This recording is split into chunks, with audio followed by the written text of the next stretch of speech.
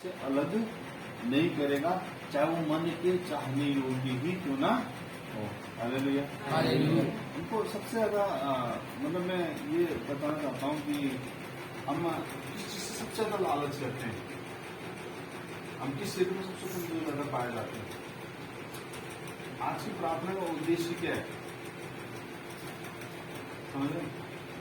हमारा प्रार्थना करना प्रभु गाड़ी दे दे, बंगला दे दे, वो मांगना अलग चीज है। लेकिन आपने बहुत सॉलिड बात बोली भाई, आसपास के मांग।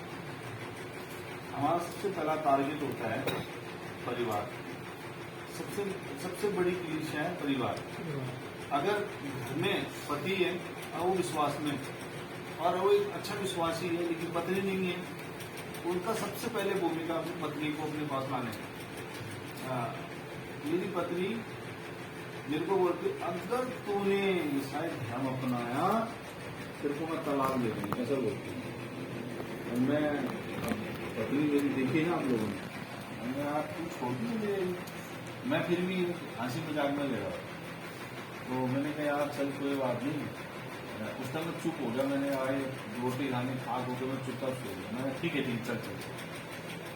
दूसरे दिन वही, तीसरे दिन वही। अब जैसे संडे नजदीक आ रहा है, बपतिस्मे का दिन नजदीक आ रहा है, वैसे और उठते जा रहे मतलब जीवन में ऐसे खिंचता कहानी हो रही है।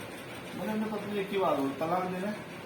मैंने ठीक है, लेकिन मैंने कहा तुमने मेरे अच्छे बुरे सब में साथ दिया, एक चीज में और साथ दे, देख तो सही यार, सब प्रभु बोझ लेते हैं, मैं नहीं लेता यार, मुझे गिल्टी होती है अंदर से, मैं प्रभु बोझ लेना है मेरे।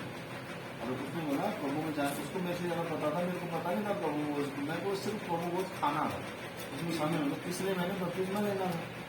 लेकिन वो कहती है कि प्रभु बोझ लेने का मतलब कोई पाप नहीं करना। आपने बपतिस्मा लिया कितने दिन हो गए?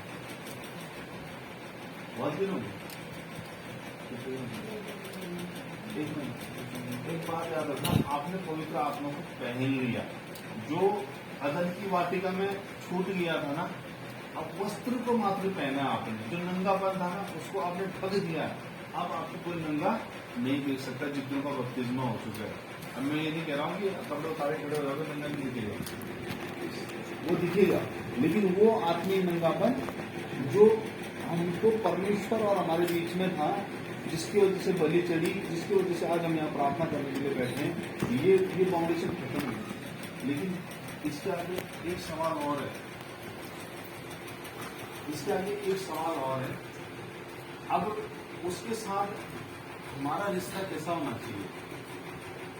एक आदम की तरह होना चाहिए जो बाप बेटे का था, या फिर वो अब्राहम का जैसा होना चाहिए था, या इसहाक के जैसे, या याकूब के जैसे, या मूसा के जैसे, या दाऊद के। आप अपना उसके साथ कैसा रिलेशन बनाते हो, या हम आप सबके ऊपर डिपेंड करता है ना। महिलाओं में से अगर हम एस्तर को देखें तो एस्तर की जैसी कोई रानी हुई नहीं है? नहीं ना। दबोरा की तरह